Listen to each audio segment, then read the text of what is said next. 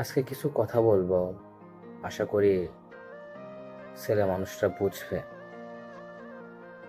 তারা হয়তো বুঝতে পারবে আসলে কথা বলার মানে কি।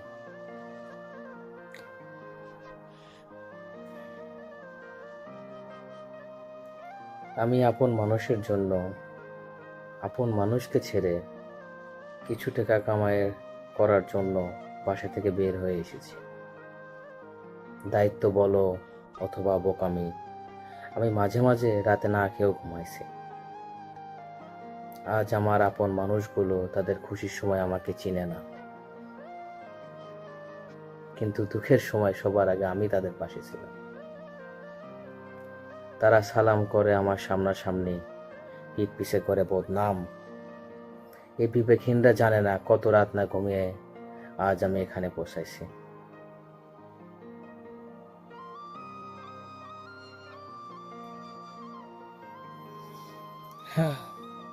আপন বলতে কিছু নেই, সব মায়া।